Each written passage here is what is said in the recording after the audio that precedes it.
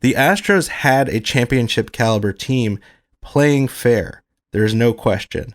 The thing we'll never know is if they would have actually won that World Series without the very slim, tiny edge that their cheating might have provided. Because, of course, in baseball, 1% edge can change everything. We'll never know what would have happened if that season had been played fair.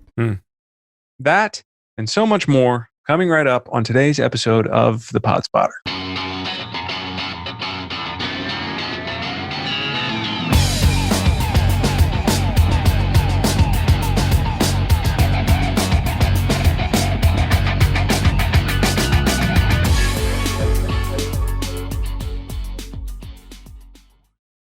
You're listening to yet another riveting conversation on the Pod Spotter, you lucky dog. Have you seen the number of podcasts out there? It's like 20 million now. Okay, just forget about it. Don't even look. Just meet me here every Monday. I'll have a brand new podcast for you to slip on and try out before you drive it off the lot. And hopefully you find our conversation useful and entertaining. And if you do, tell people to subscribe and follow our pod. Word of mouth really helps. Visit thepodspotter.com and on Facebook, Twitter, and Instagram at thepodspotter for extra content and info on upcoming shows. Thanks, everybody.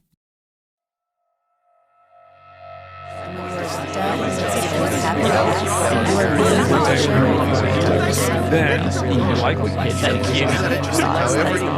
Facebook, Twitter, Instagram. It's really a pleasure. I've been screening hundreds of podcasts.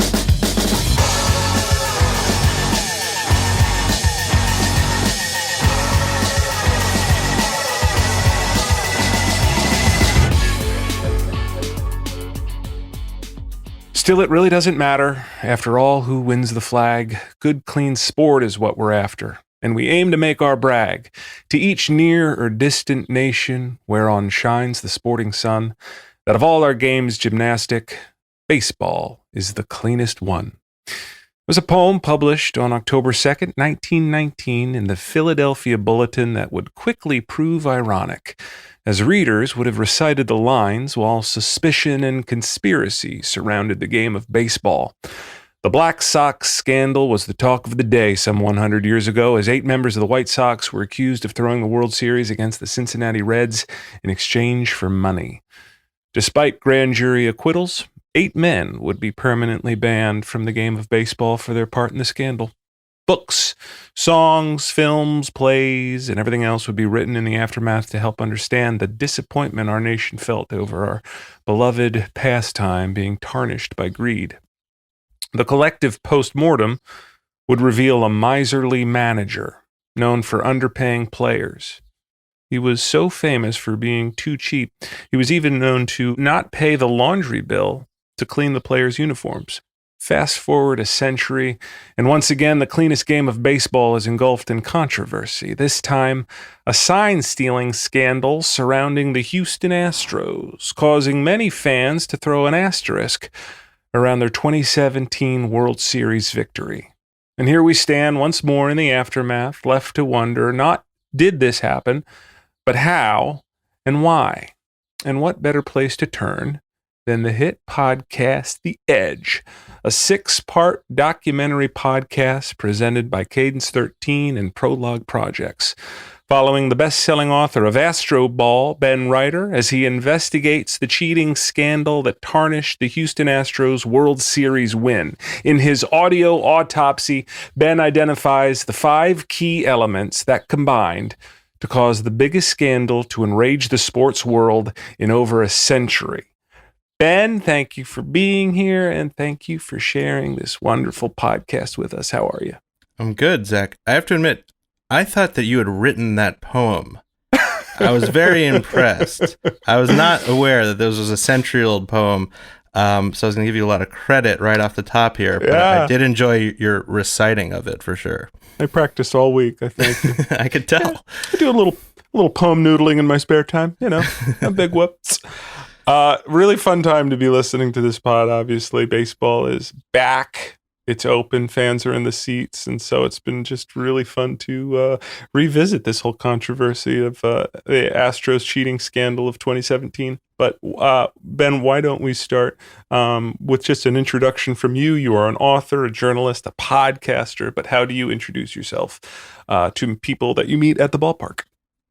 Well, I would say that I was a writer for Sports Illustrated for 15 years, focusing mostly, not entirely, on baseball. That is how, back in 2014, I started writing about the Houston Astros, who were then the worst team in 50 years. But we put them on the cover with a prediction. And this kind of became what I was known for. I was the Astros guy because of this story. And then the story developed in ways that some of us had foreseen, and certainly many ways that nobody, including me, had foreseen. I wrote my book Astroball, and then I left to make this podcast, which essentially consumed my 2020. And how do you describe The Edge to people who haven't yet subscribed? Beyond my long-winded intro. I do it a little less lyrically, maybe. No poems? I haven't yet. Maybe I should come up with a poem. I'm not going to do that on the fly here. But essentially, I had written this cover story for Sports Illustrated about how the Astros were going to turn themselves around from the laughingstock of not just baseball, but all of sports, why they had come upon a strategy and a way of doing things that was going to work, and that was going to actually lead to a World Series title 3.5 years later in 2017, which is what the cover said. It introduced this terrible team as your 2017 World Series champions. Got a lot of blowback at the time. It seemed ridiculous until 3.5 years later when they actually won the championship in 2017. I wrote a book called Astroball, which you also mentioned, about how they'd done it, about how they had blended old school and new school techniques to get the best out of man and machine as far as blending scouting with data. And it was all good. And then 2019, it was revealed that this World Series championship had been, in some measure, underpinned by cheating. In 2014, I went down to Houston to write a story about the worst Major League Baseball team in 50 years. It was hard to be a member of that club, if you will, and just not be kind of disappointed or heartbroken. It's like there was just no good news. The Astros were terrible, but what I saw was an organization with a plan to get better, led by a visionary general manager who sought out every last competitive edge he could find. Had you ever been around anybody like him in baseball? Never. So I made a bold prediction on the cover of Sports Illustrated that the Astros were about to turn it around, and they were going to win the World Series exactly 3 years later in 2017. And right on schedule, they actually did. Earning you maybe the coolest nickname probably for a while there, Astrodamus. When you introduce yourself to people, it's good to hear that you don't include Astrodamus, that moniker. No. Yeah. It is funny, though, or at least it was funny before things developed that I certainly had not predicted at all. Can you take us back to before times for the Astros, for maybe just a little bit of context in terms of what the organization was like when you were invited to come on board? The easiest way to say it is they were as bad as a Major League Baseball team can be, right? And that meant that they not only had, and this is in the beginning of the 2010s, they not only had the worst Major League team, but they had the worst minor league system as well, which in baseball teams means that you have no present and no future.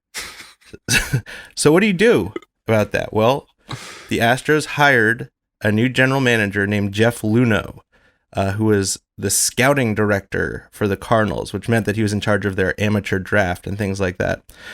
He did not, before the Cardinals, have a traditional baseball background at all. He was a McKinsey consultant. He had run some startups as well in Silicon Valley.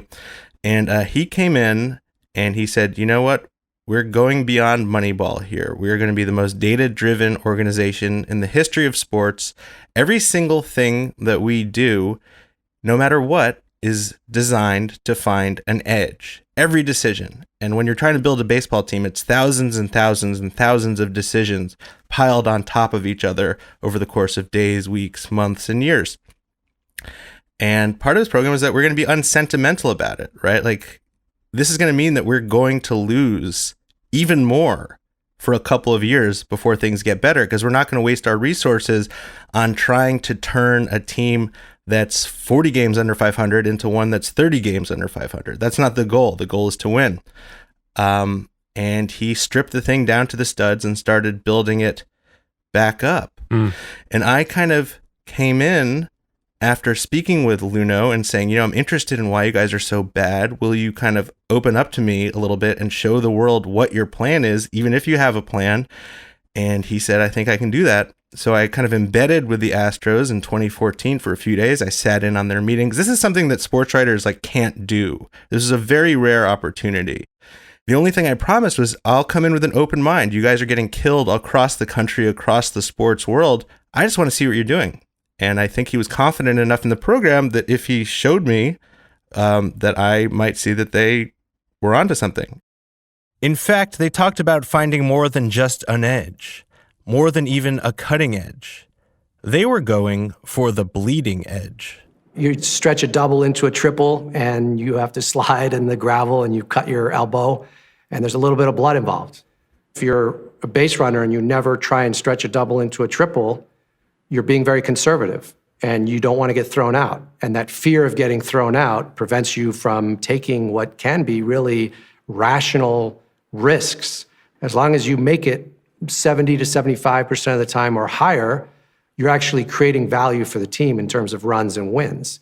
It's just applying that same principle to other decisions. And that's the bleeding edge. Sure. Yep. Sure.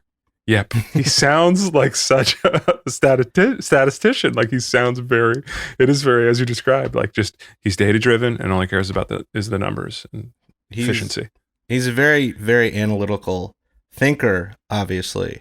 And that served them well in a lot of ways, right? Like, if you can strip sentimentality, as some people would call it, out of your decision-making process and just make your decisions on the hard data, and if you have better data than anybody else, then you've got a leg up.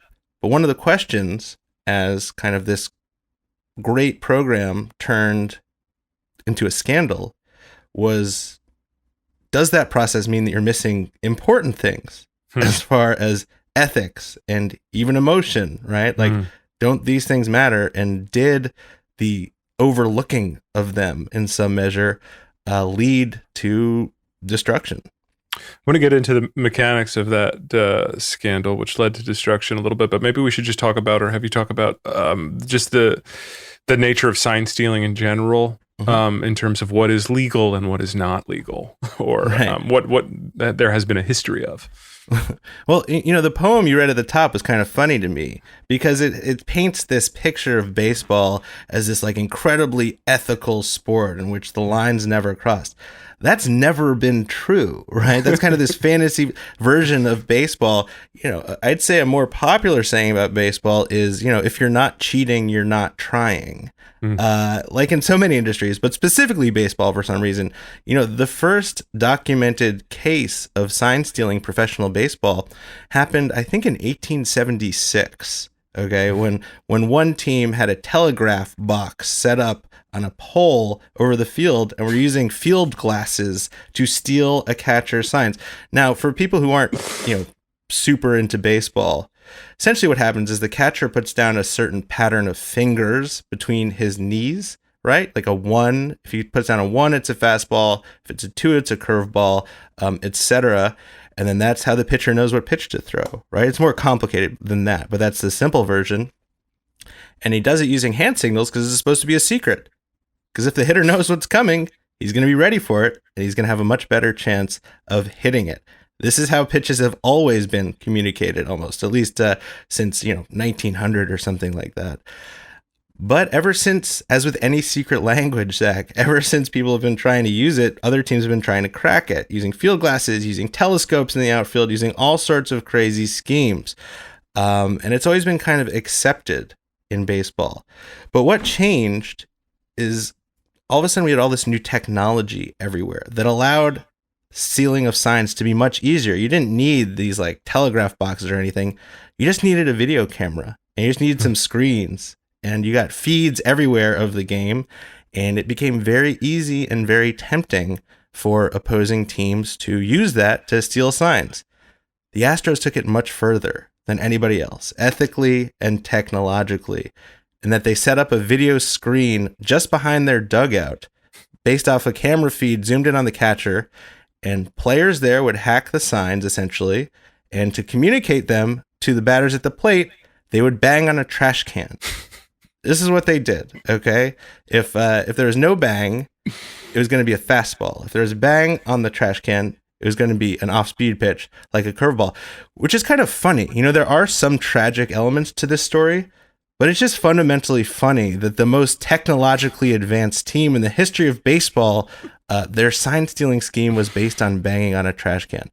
But that's essentially what they did, and they did it in secret throughout their 2017 season, and nobody found out about it for 2 years later when everybody found out about it. It sounded something like this. It's a low bass sound. Here it is again.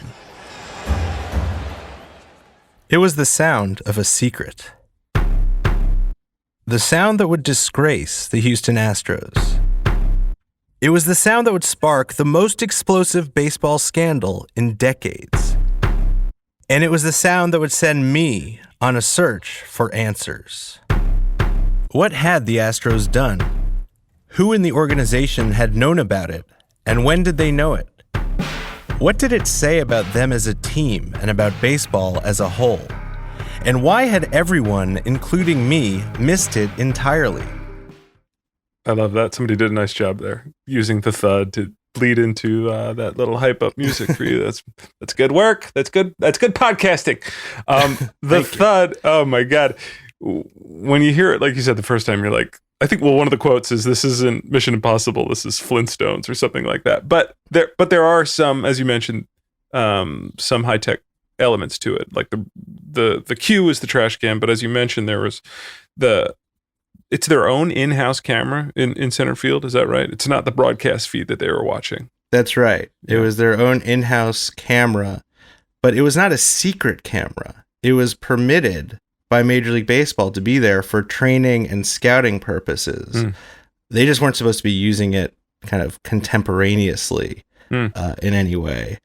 But what's clear is that the line crossing is using technology to steal signs. Like stealing signs, Zach, is not illegal if you're doing it with your eyes. If you got a guy on second who can peer in there and tip off the guy at the plate, that's fine. The rule is when you introduce technology to steal signs, that's what makes it illegal. And that's also when you talk to players around the league, that's what makes it unethical. And that's the line that the Astros seriously crossed. I have to say, no matter what side of this conversation you're on, your podcast does a really nice job of sort of pushing you to the other side. Like if you're in the "they cheated, they're scumbags" asterisk, like there are elements to this where you're like, there's plausible deniability. Not that they cheated, but just as you mentioned, that there's a history of sign stealing, you know?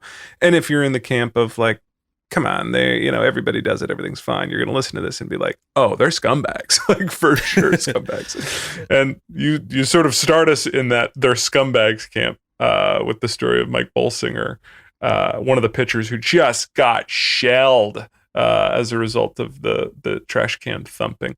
They just kept getting hits. Carlos Beltran jumps on the first pitch and that bounces past. Laying off pitches. McCann takes the third walk of the inning. Getting hits. There's another base hit. Beltran's around third. He's going to score. I'm trying to remember a time I was rocked more than that, and I just don't remember a time. This is a pitching coach's nightmare. It's not just the Blue Jays. The Astros have been doing this to everybody this season. There's another base hit. McCann's being waved around third. And he'll come in to score. In my head, I was like, man, what do I got to do to get out of this inning? Bolsinger threw 28 pitches to the first 7 Astros he faced. They only swung and missed a single time. Oh my God. So I imagine you had a lot of pitchers that you could probably choose from that, as you know, you mentioned in the pod that were shelled by the Astros that year. Why the decision to sort of bookend your pod with Balsinger's story? Well, yeah, I mean, there's many amazing parts of this. One is that they did this to like well over 100 individual pitchers, and no one noticed, right? One person noticed, who I also talked to in the podcast, who wasn't Balsinger. Balsinger had no idea why he was destroyed that night. But the reason I started with Balsinger was, first of all, I mean, he was notably beaten up, right? But second of all, it turned out, Zach, that this was the last night of his big league career. Okay, Mike Balsinger is not a superstar. He's not a Cy Young caliber pitcher. He's like a workman type of guy, bouncing between the minors, hanging onto the majors by his fingernails. Every night out he knows could be his last if he doesn't pitch well. Comes in, faces the Astros, they blow him up. It turns out that this was the night that was the peak of their scheme. Okay, somebody else I talked to in the podcast, a local Houston fan, did a study afterwards of when they banged the trash can the most. It was that night against Mike Balsinger and the Toronto Blue Jays. So this August night was the peak of the scheme.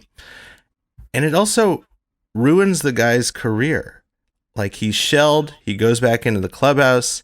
He's like, I think I'm going down to the minors. He's immediately sent down to the minors, and he's never called up ever again. So I wanted to start with him to show that, look, it is a funny thing in a lot of ways, and there's a lot of comedic elements to it, but it also actually hurt people, right? And you could say, oh, Mike Balsinger sucked anyway, right? Like, he wasn't a star or whatever. He would have probably been sent down the next night if that hadn't happened that night.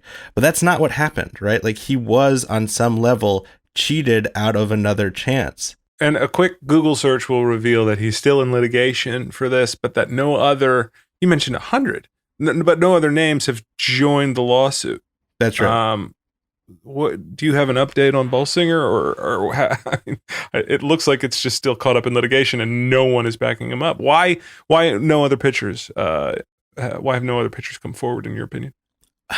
A lot of reasons, Yeah. I think that it's pretty unusual when you're a pitcher or a member of the baseball fraternity to break with it like this. You know what I mean? It's like, that was part of the reason why nobody came forward before 2019. It's just like, things like this just aren't done if you want to stay in the club. Even if you're retired, like, you still want to be part of the club, right? Like the alumni network or whatever. So to go after a team and go after the sport like Balsinger is a really big step. That's one reason, like, as I said, opposing pitchers might not have noticed that this was happening to them, but there are tons of people on the Astros who knew very well what the Astros were doing and then would like go to other teams, right? And still not say what the Astros have been doing, except for one guy, this guy, Mike Fiers, who is a pitcher for the A's after having pitched with the Astros, and is the guy who blew the thing open by speaking to The Athletic and telling them what the Astros had done. If Mike Fiers had not done that, had not come forward, then we still might not know anything about this. I have to say, you mentioned how hard it is to notice the sound and how, so many people are like, why did we not hear this? But in reviewing the tape, I was struck by how many times in between pitches when ballparks play that sort of transition pitch music, how many times they used a drum beat, some transition music to start with a drum beat that started with a dun dun, as if to program the audience's mind to say, hey, this is fine, whatever you're hearing is okay. And yet you found no link to the cheating and the front office, right? Like, that's just my brain finding a conspiracy, as so many brains have with this thing. The big part of the podcast is trying to figure out exactly what Jeff Luhnow knew about this. Jeff Luhnow being the architect, the visionary architect of the Astros, the guy who prized finding an edge over everything else, the guy who frankly has taken the biggest punishment for this, right? Like, he was suspended for a season. He has not gotten a job back in baseball. He was really the guy who, I don't want to say the fall guy, but he certainly took the brunt of the punishment. And Major League Baseball actually can't prove, after investigating deeply, as far as looking at thousands and thousands of messages and interviewing dozens of witnesses, that he actually had knowledge of this.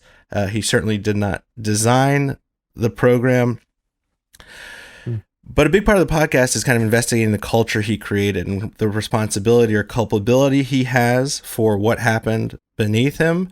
And there were also certainly parts of the front office, like lower level guys in the video room and stuff, who were involved in the scheme. So it's a very interesting cultural question, one that I think, or I theorize anyway, extends far beyond baseball to kind of any sort of organization that prizes winning over everything. One element of this story in that pursuit of winning that I've already begun to sort of not think about, and I wonder how it will be remembered as it ages, is the Hurricane Harvey element, and just how the city sort of rallied behind this team and really needed a winner. People need something to cheer for, and we need a sign that tomorrow will be better than today. No better way to do that than for the Astros to play ball.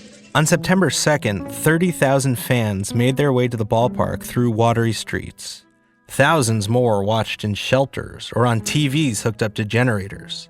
Astros manager A.J. Hinch spoke to all of them before the first game of a doubleheader. Hello, Houston. It's good to be home. I want to start out by thanking all of you for being here today. A very special day for us to start the rebuild process of our great city. Now, we wear this patch on our jersey the rest of the year to represent you. So stay strong, be strong, and we appreciate every one of you. Go Stros. I guess under the, microscope of that story, you can kind of see, you can't justify it, obviously, but you can start to begin to see, okay, there are some elements here of like, they felt that there was a higher purpose or a higher calling. Did that ever come up in anyone's sort of justification? You never really hear about it. Well, Harvey happened kind of towards the tail end. Like, they've been cheating for months by the time Hurricane Harvey hit, for one. Okay.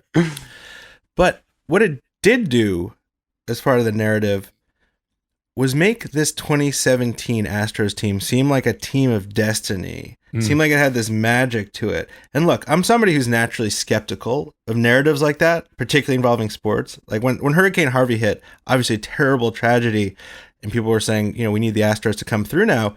Me, I'm like, if you lost your house, if you lost all your stuff, if maybe, God forbid, someone in your family was hurt or killed, like, are you really going to care what a baseball team does? But I came to realize that it really mattered. Like, there was this emotional connection between this team. You have to know something about Houston in particular and Houston's history, but the Astros had been in existence for 56 years. They'd never won a World Series.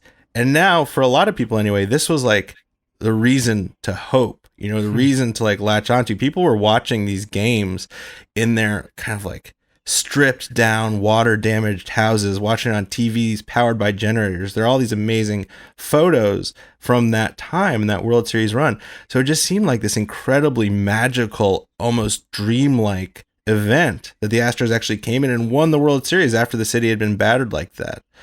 And then, as some people in the podcast express, that made the revelation about what had been at least a part of their championship so much more painful. That this fantasy result actually was not 100% pure. I'm glad you mentioned some of the history of the Houston Astros, because that is the perfect segue into some questions I'd like to ask you about your podcast. In a little segment we like to call, How Well Do You Know Your Pod? 3 questions are coming at you, Ben Reiter. And if you answer 2 out of 3 correctly, I'm going to feature some pod swag from your podcast on the wall behind me.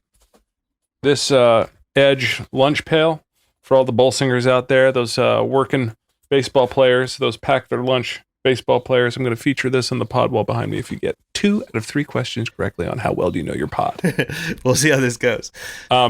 First question on the history of those Astros. What was the name of the Houston Astros the 3 years before they became the Houston Astros?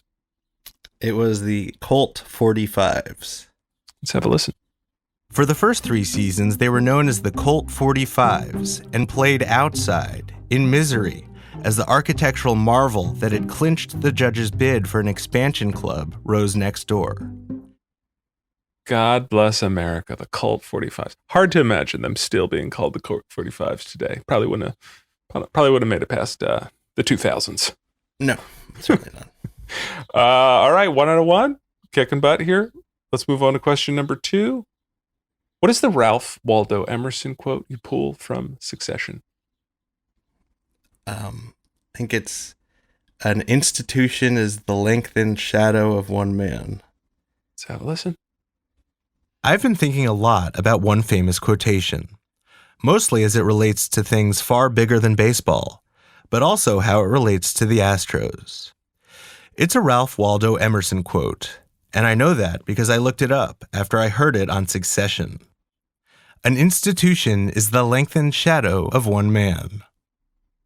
Boom. 2 out of 2. Worlds collide for me. That was really fun to listen to. That's my show. I'm on that show. Podcast, acting, world colliding. I had to feature the quote. You use it though. Can I just say, this is a lot of pressure. This is real. I'm glad that I'm 2 for 2 here. But have you ever had anybody come on here and just totally whiff? And no one that lives their podcast the way you do. Okay. I interview hosts and I interview people who live their podcast, and the people that it is, obviously a huge, huge part of their lives. They know every breath, every moment of it. I did write every word of every script and write 9 different versions of them. So I feel like I should know it pretty well this way. If I miss number 3 though, I'm going to feel bad, man. So let's see. How did Joe Buck mispronounce your name during the live broadcast during Game 7 of the World Series? He actually mispronounced it twice during the World Series. First of all, I'm very grateful that he mentioned this cover and everything. He mentioned me. It was exciting. It was cool.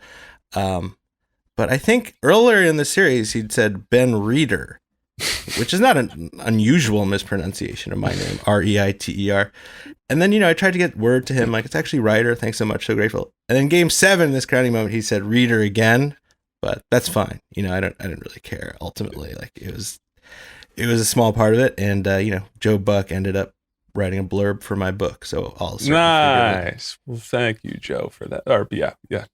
What's his name? Reiter, to answer the question. Reiter is correct. I don't have the sound, but you can go find it on YouTube. Poor Joe Buck. I'm going to throw in a 4th one because you're 3 for 3 right now and you're doing so well. And we kind of talked about it earlier, but you didn't name what professional baseball team was responsible for that buzz box scandal of the early 1900s. There's so many scandals. Oh, the Morse code one that you mentioned previously in our interview. Oh yeah. The Morse code one was the Philadelphia Phillies, and it involved a Morse code box buried beneath the third base coach's foot that would buzz when a certain pitch was coming in and not buzz when a certain pitch was coming in. The amazing part is this is in some ways exactly what the Astros were doing 120 years later, using Morse code instead of video. Yeah. One September day in 1900, a shortstop for the Cincinnati Reds named Tommy Corcoran noticed that when the Philadelphia Phillies played at home, their third base coach always put his foot in a specific spot just before a pitch was coming in. Corcoran ran over to third base to investigate. He goes tearing across the field and starts kicking with his foot, digging up the dirt, and dirt is flying everywhere. And he comes with this little box, and in the box is a buzzer. As Corcoran discovered, there was a very specific reason why the Phillies' third base coach always stood on exactly the same patch of dirt. The buzzing box was buried just beneath it. And the buzzer is taking a telegraphed signal and buzzing, but it's not loud enough to be heard, but he could feel it at the bottom of his foot. It turned out that the coach was receiving a modified Morse code from a second-string catcher, Morgan Murphy. 4 out of 4. Congratulations, Ben. That edge is going up on the wall once I make room for it. But I had to include that because, as you mentioned, yeah, it is. It just feels like the same exact thing. And my poor beloved Phillies, I'm sad that they were involved in that. I do want to carve out some time for superfan Tony, who you mentioned earlier in the interview, the fan that sat down and sort of analyzed all of the times that they did use the trash can technique. I'm ready to go if you're ready, Tony. Yeah, let's go. Great. I'm Tony Adams. I'm 54 years old. I live in Houston, Texas, and I'm a web developer and graphic designer. So Houston, Texas, that must mean that you grew up as a fan of the Houston Astros. Very much so, yes. Tell us about Tony and your time with Tony. He was a guy whose house was destroyed by Hurricane Harvey. He'd grown up going to the Astrodome. The Astros were a big part of his life. He was a super fan. And in 2017, he went through this tragedy with the rest of his city and then followed along as his team did the thing he'd been waiting his whole life for, win the World Series. Seemed like a dream to him. So then when the revelation about the cheating came out 2 years later, it was like almost more painful for him than for anybody else, or more painful for people like him. But he had kind of a different reaction, because like the reporting, it was kind of anecdotal. It was, you couldn't really question it, but he wanted to know exactly who did what, how much they did, what impact it had. And Tony has a lot of training in computer programming and kind of data analytics and things like that. So he created a program that could essentially listen to games and parse games pitch by pitch throughout the course of the season and pick up when there was a bang before each pitch and when there wasn't. And then he decided that it was important that this come from an Astros fan, that the truth be revealed by an Astros fan. So he published this huge data set on a website, which is still up. It's called signstealingscandal.com for the world to see. And this certainly contributed to two things. One, the kind of, furthering of this scandal, because all of a sudden people had like very hard evidence of exactly what was happening when. And two, also kind of, as Tony hoped, the truth of what exactly they did do and what they didn't do. 58 of the club's regular season home games were available on YouTube. He used something called a spectrogram, a visual representation of the audio. As Tony describes it, it's almost like a heat map of different frequencies. If somebody's banging on a trash can, you'll see a lot of low frequency indicators in the low frequency, and then you'll see a quick spike. So there was actually a visual fingerprint of the trash can banging that I could see in the spectrogram. I listened to Tony, and I, through him, sort of see a parallel with your work and what you're doing. It's like his dissection of the thing, it had to come from someone who was close to it. And in the same way, it feels very similar with The Edge and your podcast. Like, you had to do this. The deep investigation you've done, hundreds of years into baseball's history, all of the different people that you've spoken to. It's just clear this is very personal for you. Did you feel a kinship to Tony? Yeah, I like Tony, felt a responsibility to make this podcast, and it was largely journalistic, right? Like, I was the guy who'd been reporting on this team for years at this point. I wrote a book about them. I'd missed something. I needed to go back and figure out what I had missed and exactly why it had happened on a journalistic level. And a lot of people, and I also had the sources and contacts to be able to do it, right? Like to, or at least have a leg up on doing it. So that was a big part of it, but it was also, it was frankly personal as well. Like I felt like I had to get this story right. And that was really the driving motivation throughout these many months of reporting and production. Ben, let's take a little seventh inning stretch. We'll be right back.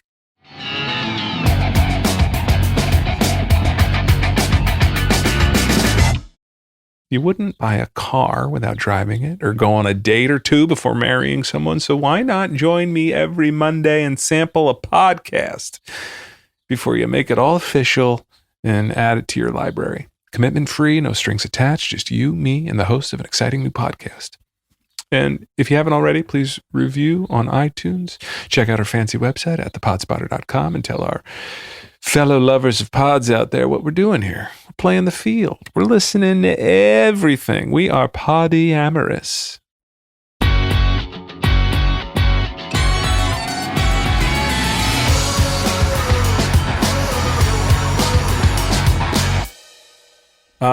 I need to include one clip from Chase Utley and ask you a question about it.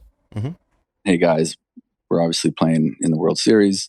It's time to kind of change up our sign sequences. I think it's important to maybe use multiple signs when nobody's on base, just to like rule out anything.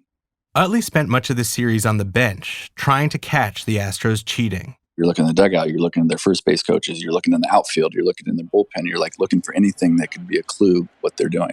And I didn't, at the time, I wasn't able to come up with any one particular thing that I thought was fishy during the World Series. That is driven into left center. Okay, I lied. I don't have a question. I just wanted to hear Chase Utley's sweet, sweet voice once more. As a Phillies fan, I miss him dearly, and I was so happy that you featured him on your podcast. Philly fans have an unnatural love for Chase. It's strange. What was it? What was he like? What was Chase like chatting with him? You know, it's funny because Chase's reputation when I was writing for Sports Illustrated and to any reporter is that he was like very difficult to deal with as a media member. He didn't like doing interviews. Like, he wouldn't tell you anything. And on this, he was just incredibly open, I felt like. And the point of having Utley in the podcast was that the Dodgers were the team that played the Astros in 2017.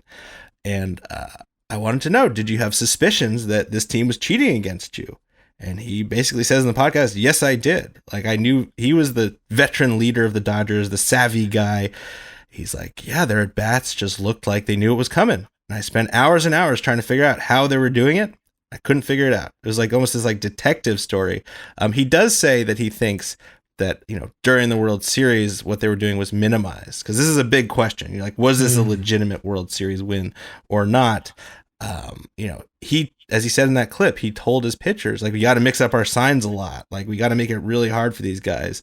And evidence suggests that they weren't banging on their trash cans during the World Series. Were they doing something else? Maybe. But he was like the Inspector Clouseau in some ways. I so wanted him to be the one who broke it open. I was just like, yeah, Chase will get this. Chase is on it. You know one reason he didn't, Zach? Because like when he was looking at all this video, he didn't have the sound on. There was no sound. Oh my god! So like he was watching these at bats. He's like, these guys are just on every pitch. But like the final clue was not one that even he could have picked up.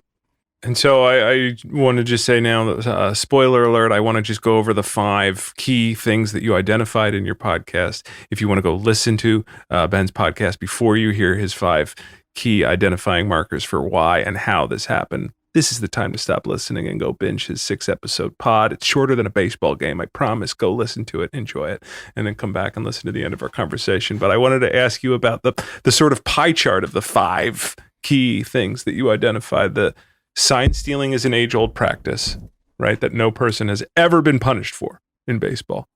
Right. No one had ever individually been punished for stealing signs in the history of baseball before this. No, the second was new technologies made it easier. Number 3, the Beltran effect, which is like the Chase Utley guy, the person who comes in and has a sort of sign stealing acumen. You had the whistleblower and Mike Fiers, who you mentioned, and 5 was the culture that Jeff Lunau indoctrinated.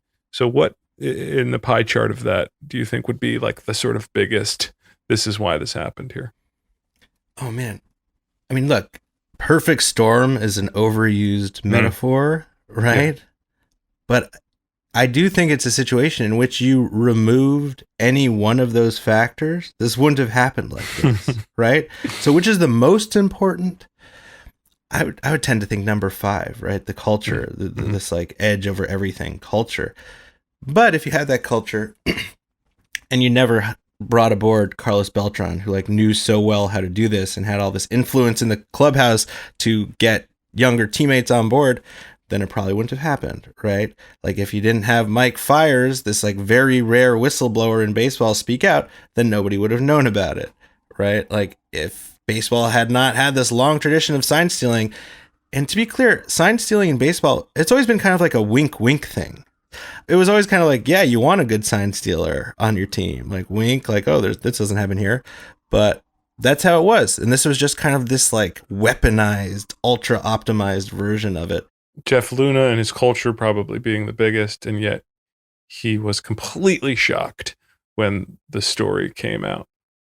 I couldn't believe it, how something so outlandish like banging on a trash can could actually work. If the noise was loud enough to go from the clubhouse to home plate, how could other people not hear it? It's just, none of it made sense to me. I had a lot of questions, and of course they started to be answered very quickly as soon as we started interviewing people. You interviewed him twice. You probably spent more time than any other journalist with Jeff Luna. Did you find his story credible? Did you find that he, was telling the truth when he says he, had no idea what was going on? A two-part answer to this. Yes, I found his story credible. I found his account of what he did know, what he didn't know, why he couldn't have known certain things.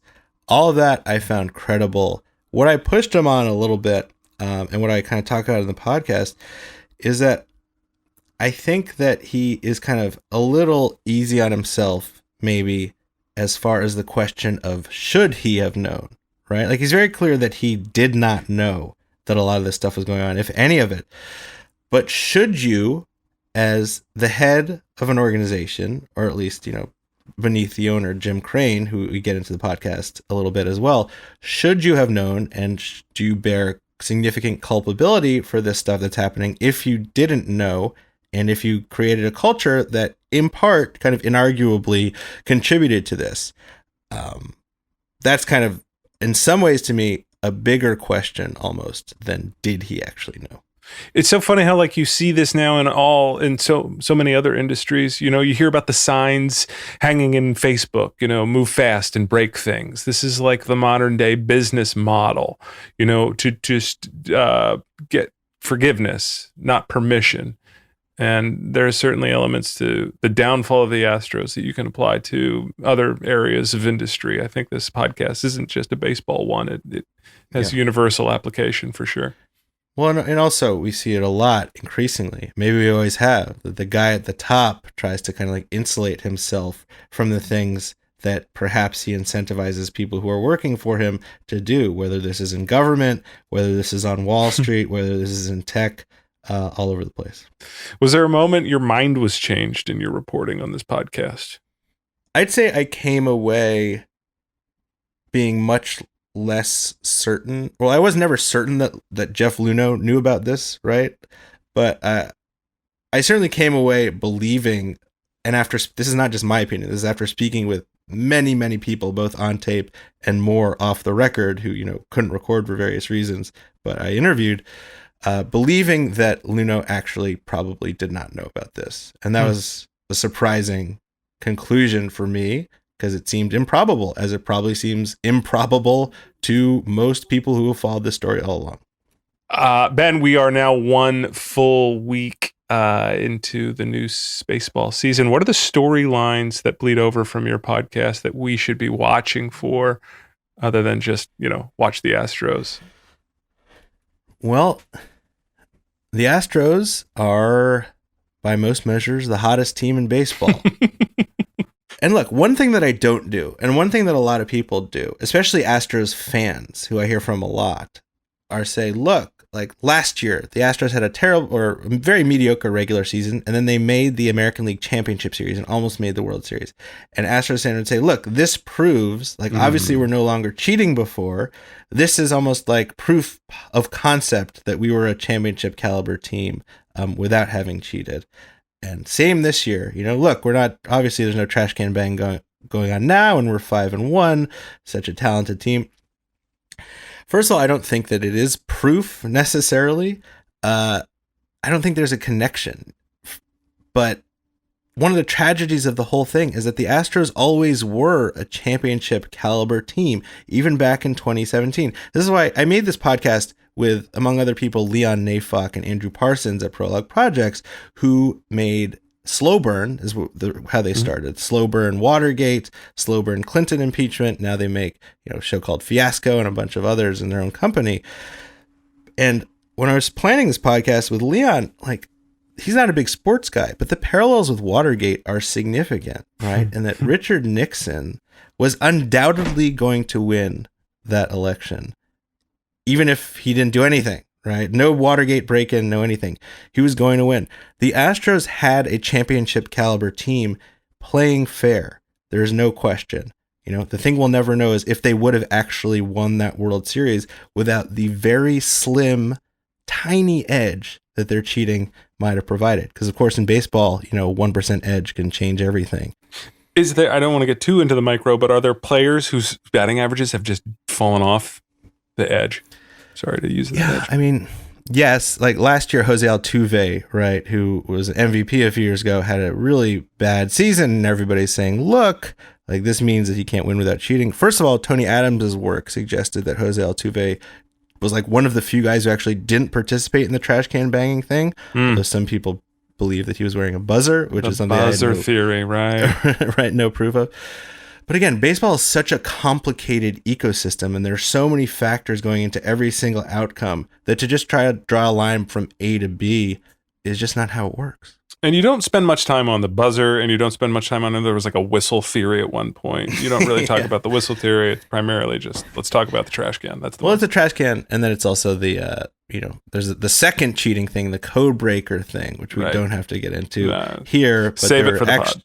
They were actually running two simultaneous sign stealing schemes, but you'll have to listen to figure out what the second one was. Well, it's been fun to watch already. I think yesterday on ESPN, there were a couple inflatable trash cans being thrown onto the Astros field. Yeah. Astros play the Dodgers in May. I'm excited for that. I'll be watching. And crazy. The Astros, so they were fined $5 million, the maximum allowed under league constitution, but that's just like 1% of the team's revenue. They were stripped of 4 top draft picks.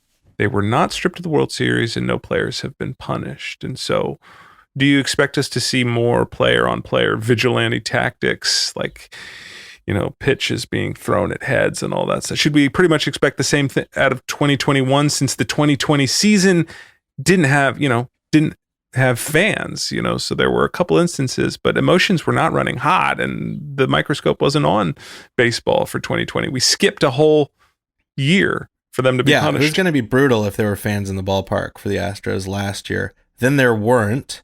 And so I think in some measure, a lot of that anger is carrying over to this year. You're seeing some of the trash can stuff, but, they're not going to immediately take any sort of heat or anything like the heat they would have taken had they had to play a whole season last year.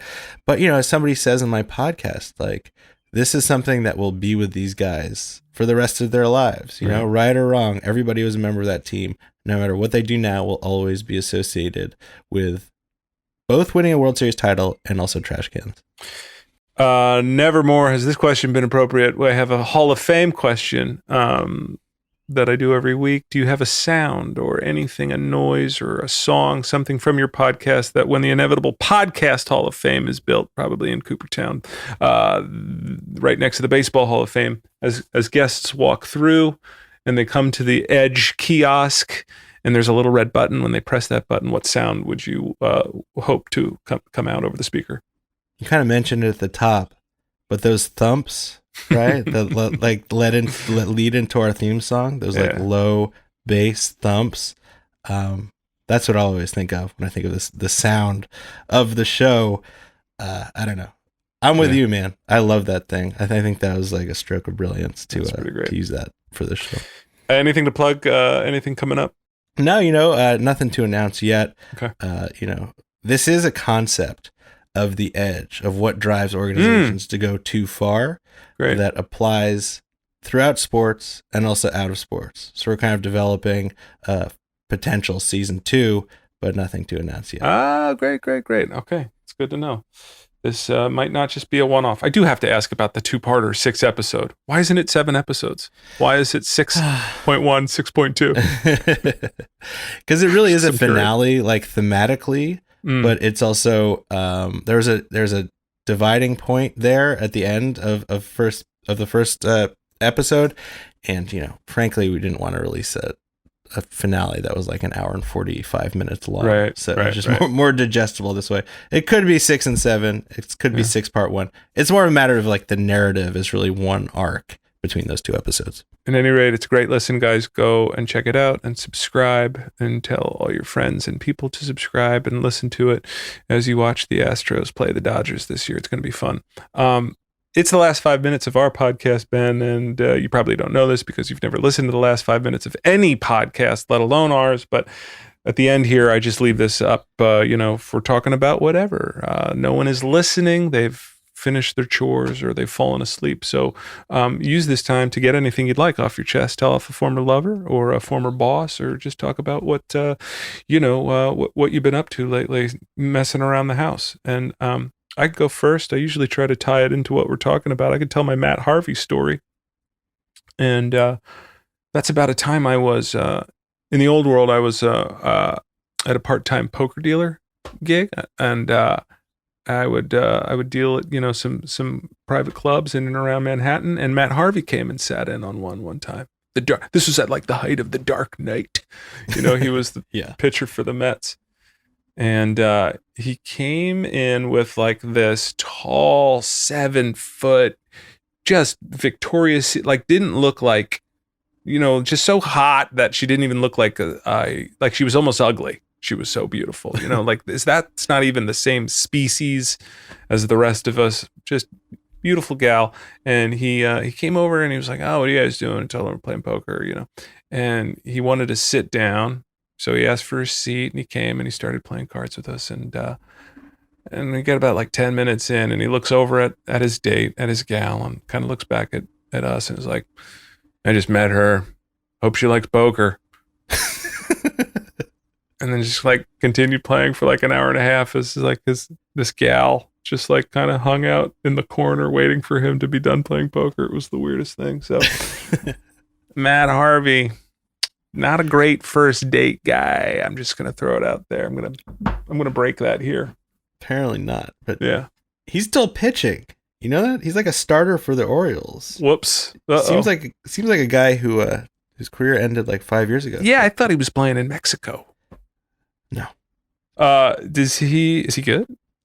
He was one of these pitchers that was like Cy Young caliber for a couple of years, then he got hurt, and now he's just never been the same. He's hanging on, but more towards the bottom of the league than the top.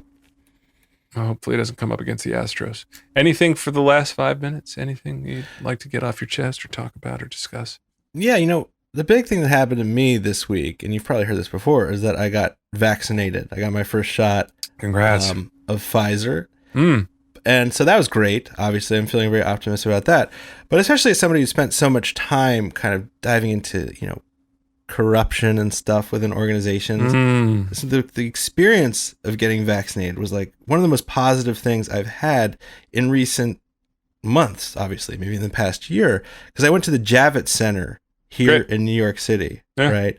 Where they're doing, thousands and thousands of vaccinations a day. And it was just like an inspiring scene. It was like, the military was there, the medical professionals were there, everything ran so well. There was like classical music playing, and it almost didn't feel like America. It was like inspiring that things here could be so positive and so well run, especially like a public thing like this. So I really came away from this experience, which only took 35 minutes, was also incredibly efficient, thinking that, maybe we have a chance going forward to pull out of this thing and have a better future, which is not something I've been thinking about so often in the past year or so. A rare moment of optimism. I love it. Well, congrats on having your first shot. I do remember after my first shot, I just had crazy Hulk energy, optimism, and then ended up like hurting my back working out too much because I had that same sort of like, it's just what you're feeling. I'm just like, oh man, here we go. Beginning of the end. So hopefully it is. And that's a cool scene. I'm going to Google pick some images of that Javits Center because that's cool. I didn't know that was happening there. That sounds really awesome. Well, I hate to end on this moment after you just lifted the whole thing back up, but I'm going to end on my contribution to the Podcast Hall of Fame in a piece of audio from Superfan Tony, who we featured later. I'm going to have him take us out. And this is just that moment that I love so much of him sort of struggling with, do I produce this data? Do I share this data with the world after his spectrogram findings, or do I keep it to myself? And we'll have Tony take us out. And thanks again, Ben, for doing this. Thanks for being here. Appreciate it. Man. It was a lot of fun. When I composed the first tweet announcing the site, I actually got up and walked around for about 10 minutes. I thought, don't want to do this. And I thought about it, because it is my team. But in the end, I thought to myself that this is the truth. I'm not making this up. I just documented what happened. And if there's an issue with that, that's really not my issue or an issue with me. It's with the people that actually did do the cheating. And so I hit send. And, and the rest is history, I guess.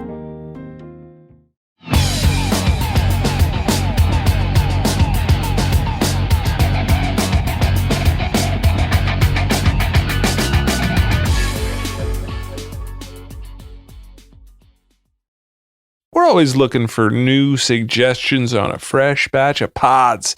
So please tell me what you're listening to. What are you getting into out there? And who are the hosts you want to hear from? Let me know via thepodspotter.com or Facebook or Twitter or Instagram at thepodspotter. Thank you.